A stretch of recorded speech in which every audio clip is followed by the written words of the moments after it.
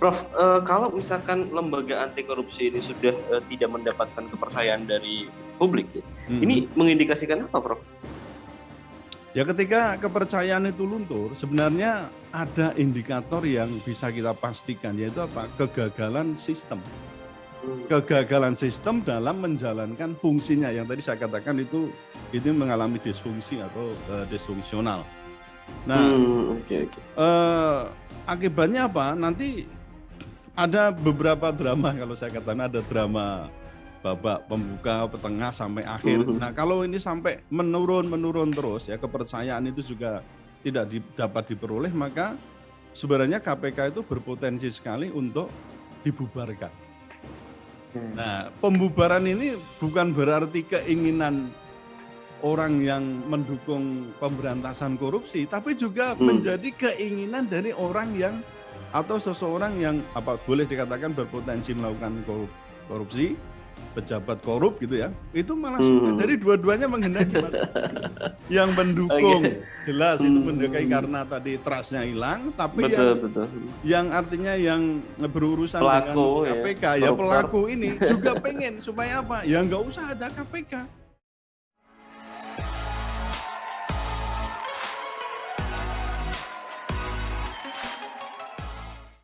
Assalamualaikum warahmatullahi wabarakatuh, Puan dan Tuan. Kembali lagi di segmen Tanya Profesor di satu-satunya channel yang radikal, ramah, terdidik, dan berakal, channelnya Prof. Suteki. Dan seperti biasa, sudah hadir di samping saya. Assalamualaikum, Prof. Suteki. Waalaikumsalam warahmatullahi wabarakatuh. Apa kabar Mas Hab? Alhamdulillah. Alhamdulillah, sehat-sehat, Prof. Ah, Iya, Prof. Suteki. Hari ini kita mau membahas soal KPK, ya, mhm, yang punya tren ya, yang merosot ya. Trennya menurun. itu menurun ya. Apanya Jadi ini yang menurun? tren pemberantasannya, Prof, ya. Oh, gitu ya. Jadi saya mau mencoba membacakan satu berita dari Republika. Judulnya Tren Pemberantasan Korupsi Memburuk. Hmm, KPK penegak hukum dengan angka trust terendah ya, hmm, kepercayaan terendah. ya, ya. Izin seperti biasa, Prof, saya membacakan tiga paragraf yang kemudian meskipun nggak urut paragrafnya, tapi yang menggambarkan kurang lebih beritanya seperti ini. Ya. Jadi Lembaga Survei Indikator Politik Indonesia pada hari ini kemarin ya merilis hasil survei penilaian masyarakat akan pemberantasan korupsi di tanah air. Hmm, Selain tren pemberantasan korupsi setahun terakhir dinilai terus memburuk, survei mendapati bahwa kasus korupsi meningkat dalam 2 tahun belakangan. Jadi hmm. surveinya itu berisi apa? Pemberantasannya itu memburuk, ya korupsinya itu meningkat, Prof. Iya, Ya, jadi iya. dua itu temuannya itu. Nah, Hmm, berdasarkan survei indikator politik, Komisi Pemberantasan Korupsi atau KPK menjadi lembaga penegak hukum dengan tingkat kepercayaan publik terendah ya. hmm. KPK di antara lembaga penegak hukum tingkat trust-nya paling rendah, kata Burhanuddin. Kurang lebih seperti itu, Prof. Ya. Nah, apakah bahasan trust ya atau kepercayaan publik itu ada dalam ilmu hukum, Prof? Oh iya. Jadi trust itu kan merupakan social model ya, social Hmm, model atau modal sosial, betul. atau bisa dikatakan ini merupakan unsur yang turut membangun bagaimana manusia itu berhubungan atau melakukan relasi dengan manusia yang lain. Apakah dalam bentuk pribadi, masyarakat, ataupun antara rakyat dengan negara atau Betul. pemerintah. Jadi selain trust itu ada unsur-unsur lain yang turut membangun modal sosial itu, antara lain ada partisipasi dalam satu jaringan, Ya.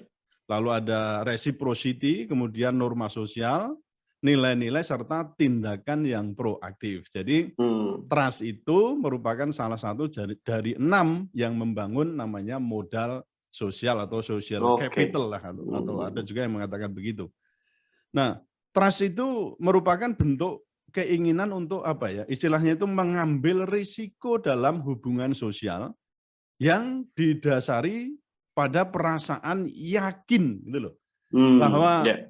yang lain itu akan melakukan sesuatu seperti yang diharapkan.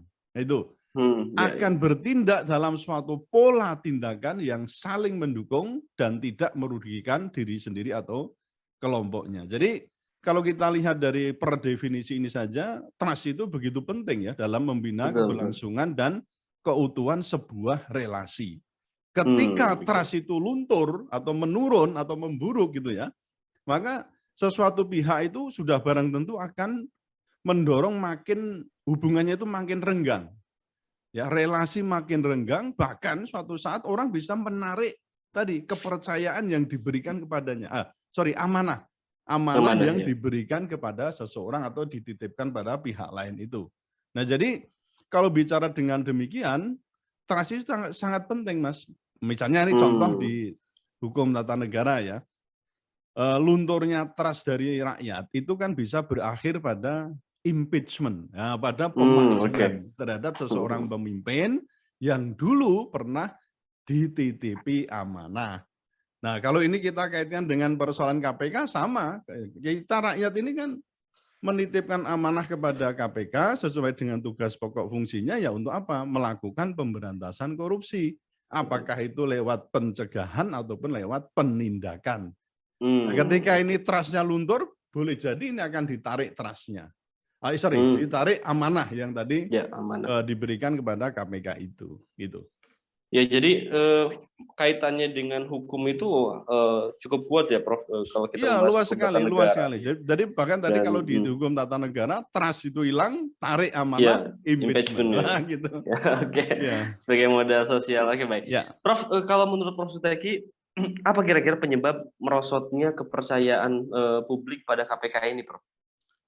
Ya, sesuai dengan namanya ya, KPK itu kan Komisi Pemberantasan Korupsi, betul ya? Nah, betul. Jadi bukan apa itu? Dulu pernah ada yang menulis surat aja keliru itu ya. Komisi Pendukung Korupsi atau apa itu? Ya, jadi ya tadi saya katakan tugas utamanya adalah pemberantasan korupsi, tadi baik dilakukan secara preventif itu berarti pencegahan maupun secara kuratif. Atau dalam hal ini adalah penindakan atau orang juga mengatakan secara represif itu. Nah, fakta yang ada sangat banyak petinggi negeri mulai dari kepala daerah, ya toh, itu kemudian hingga pejabat tinggi setingkat menteri. Kemarin ada yang terakhir dengan Bansos itu kan Juliari Batubara. Lalu juga ada anggota DPR ya, Aziz Samsudin. Anggota DPRD itu bahkan melakukan korupsi itu saya katakan berjamaah bareng-bareng. Belum penegak hukum lainnya seperti jaksa ya, ada kemarin jaksa Pinangki, polisi yang kemarin juga menjadi sorotan itu ya, sudah terpidana 5 tahun tapi ternyata masih aktif lagi. Diaktifkan kembali. Wah, jadi saya kira memang ironis itulah ya. Di situ terjadi ironi, bahkan kalau saya katakan bukan bagaimana menaikkan citra KPK itu, justru ada upaya untuk apa? Mengempiskan fungsi KPK terus-menerus. Nah, siapa yang mengempiskan ini ya saya kira tidak lain adalah kuasa politik yang merupakan gabungan dari penguasa dan pengusaha itu, yang kita bisa sebut sebagai oligarki lah gitu ya. Nah, jadi distrust itu muncul akibat orang atau suatu badan atau organisasi itu sudah lemah. Atau kita mengatakan telah mengalami disfungsi lah ya. Disfungsi itu ya, baik itu karena faktor internal ataupun karena faktor eksternal dari KPK itu sendiri. Begitu.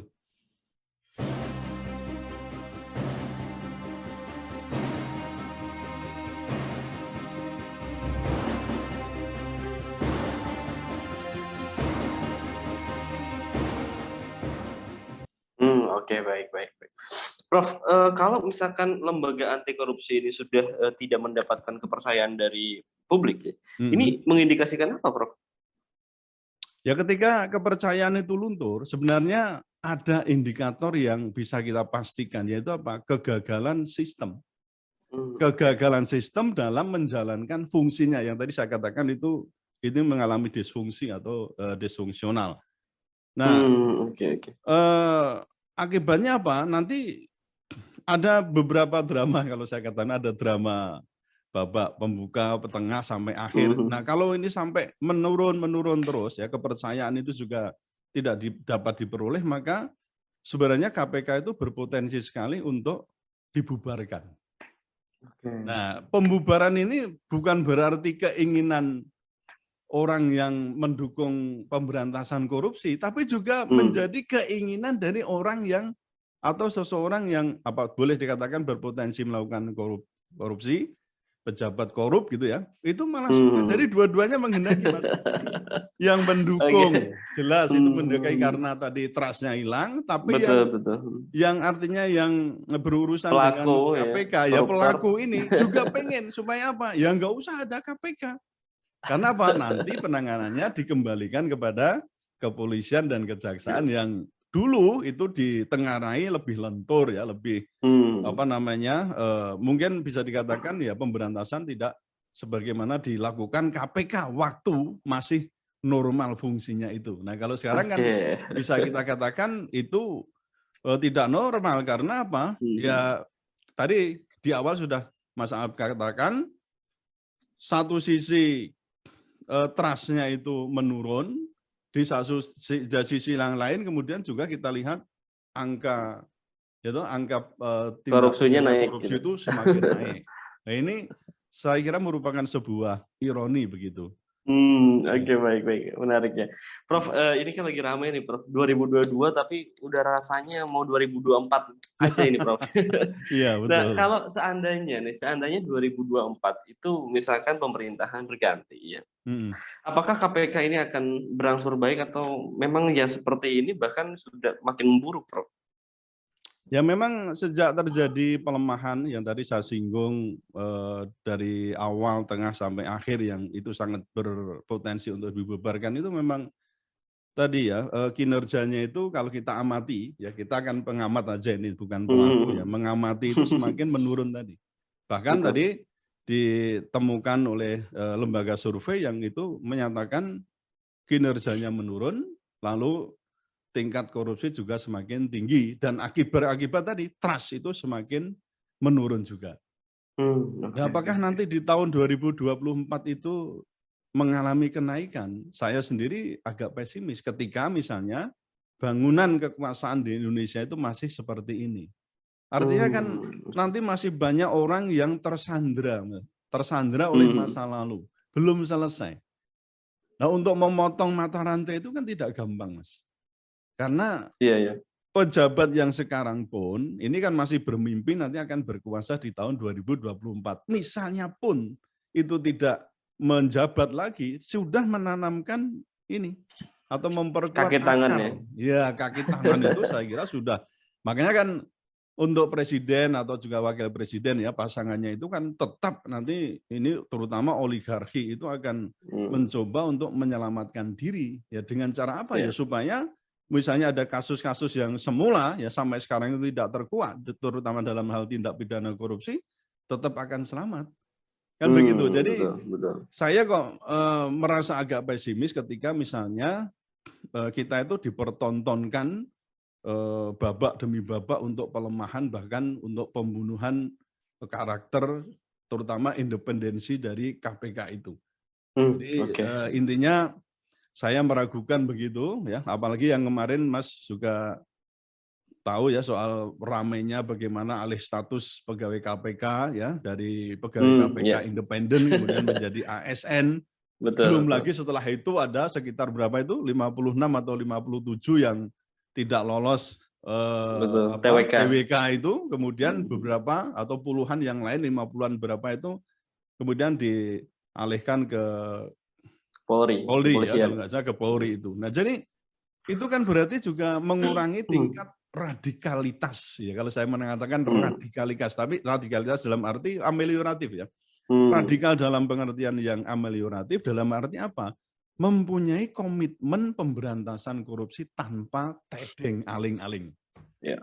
Ini yang dulu kita percayai kan di sana. Trust kita itu karena dulu pegawai-pegawai KPK itu independen.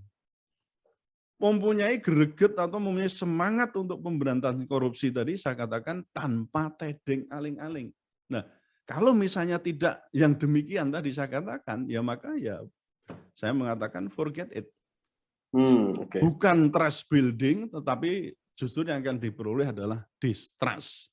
Yang tadi, kalau sampai terakhir, babak terakhirnya adalah pembubaran. Baik yang menghendaki para pejabat yang korup maupun dikehendaki oleh orang yang orang sebenarnya yang itu kontra, mendukung ya. ada eksistensi KPK itu.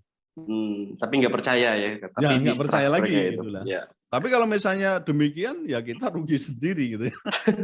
Kecuali polisi dan jaksa itu sudah diperbaiki kualitasnya untuk pemberantasan tindak pidana korupsi itu. Oke, luar biasa. Tapi cukup ironi ya, Prof ya, dan cukup mengkhawatirkan dengan nasib seandainya kemudian lembaga anti korupsi itu lemah, korupsi terus meningkat, wah ini malah tambah berabe ya, Prof. Ya nanti Negeri pesta kita para ini. pejabat korup itu. Nauzubillah, ya Kemarin Allah. ada sebuah video kan Pak Mahfud MD itu bagaimana mengatakan anggaran APBN itu taruhlah 1.000 triliun begitu ya, tapi tingkat korupsi itu bisa mencapai 4.000 triliun, Mas.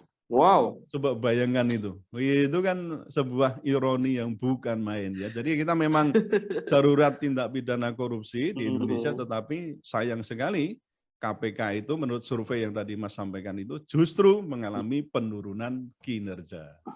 Oke, baik.